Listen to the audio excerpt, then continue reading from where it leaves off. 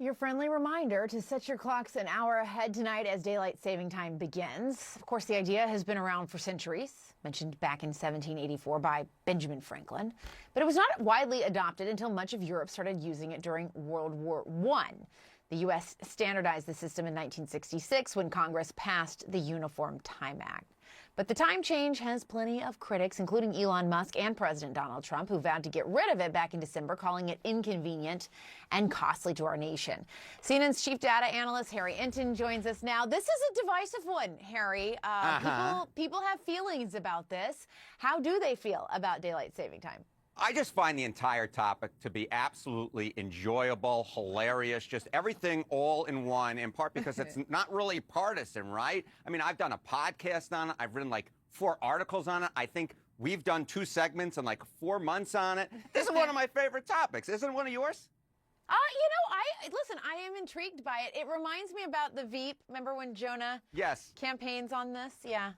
Yes. So, why is it such a divisive topic? Why is it one in which folks are really sort of digging into at this particular point? And I think we can look historically at this. Oppose daylight saving time. I want you to look at the time trend here. It's one of the things that is just so unbelievable. It's moved so much over the last 25 years. You go back to 1999, 23% of Americans oppose daylight saving time. Look at the number now, 54%. That's a jump of more than 30 points in only 26 years. And more than that, what's so interesting is you get a majority of Democrats, Republicans, young people, and old people all in opposition to this. So I think that is what is going on right now in the government. Why we're partially seeing this movement is we've seen just such a clear shift from people being not really opposed to it 25, 26 years ago to now all of a sudden you see this 54% who are in opposition to the idea of daylight saving time.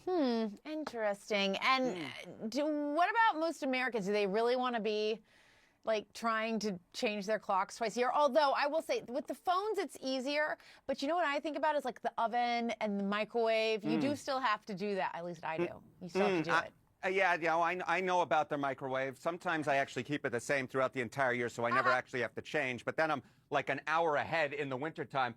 And, I'm just so interested in sort of the Google searches because there's just been so much interest in this generated over the last few years. And we can see this in the Google searches by comparing the number in the 2020s compared to either the 2000s or the 2010s. This decade, the Google searches are up. Compared to the 2000s, they're up, get this, 37%. Compared to last decade, the Google searches are up 18%. It's almost as if more people are talking about it. I like to think myself, Jessica, that I am driving the interest in this topic, not just Elon Musk, the fact that I've written so many articles on it. And now, of course, we're doing the second segment in 4 months on it. Right. Well, I mean, it's you. You are at the heart of it, Harry. Yes. Now, listen, the real crux of this seems to be, do you stick to standard time or do you permanently move to daylight saving time? Yeah, this is the problem, right? All right, so we have all those people who are opposed to the idea of changing the clocks, but how do you actually keep time then? And so it's interesting when you actually pose it as a 3-pronged question. Given these choices for time, I prefer only daylight saving. Look at this. It's only about a third at 35%. Only standard time, again, just a little bit less at 30%. Switch back and forth. Now as we introduce these 2 other options, that comes in at 29%. So for all the people who are complaining, all the people who are saying, I want to move on, when given 3 different options, they're split 1/3, 1/3, 1/3. And I think that's part of the reason why we've had so much difficulty in seeing any movement on this topic, because the bottom line is 1/3 of the country believes X, the other believes Y, and the other believes Z, and therefore we just kind of stick to what we already know. It's clear as mud, right? Yes, exactly. And while people dislike changing the clocks, are they actually bothered by it? Yeah, so this is like the fun thing. I know I'm bothered by it because, you were mentioning that oven clock. But are the clocks moving ahead really a disruption to your life? This is one of my favorite questions because it kind of gets at the intensity of how people feel, right? 55% say, no, their lives aren't really disruptive, compared to 41% who say, yes, it disrupts them. But here's the thing I will note about it. As you see, I have a little star down here. Only 13% of Americans say it's a major disruption in their life. So despite the fact that, again, I'm so interested in this topic, only less than only about a 1/7 of Americans actually say it's a major disruption. I, of course, hate losing the hour of sleep. That's why I actually prefer standard time to daylight saving time. but I guess I'm part of 1/3 with 2/3 of the country feeling, you know, changing the clocks is fine, or actually, I just want to always be on daylight saving time. Yeah, that's true. I think the sleep is what Yeah. gets people.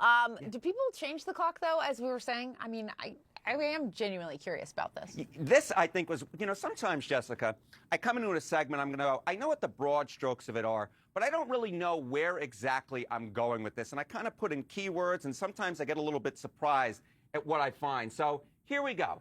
Type of alarm clock that you use, amongst those who use one to help wake themselves up in the morning. Look at this. 76% now, their main one is the phone, compared to 18%. Interestingly enough, Nick, my producer, said that they, in fact, use a classic alarm clock that they got from their father. And so I'm part of the 76 for the phone. I think that's part of what's going on. People are less bothered because, simply put, they no longer have to change the clocks. I'll also note that another 6% use like a smart device, you know, perhaps maybe an Alexa. I don't have an Alexa. It's a little too complicated for me. But besides that, I do use the phone. I guess my oven clock, though, that's really the thing that I have to change. And Yeah. I guess now I'm going to have to go home and change it. I think maybe you will as well. This is a good reminder for you. No, I will. I absolutely will. I don't like being off. That does bother me. I guess I'm a little type A in that way. But you know, it's funny. I think too, people used to worry about screwing up the time and being late on that Monday morning or that Sunday morning. With the smartphone, you don't.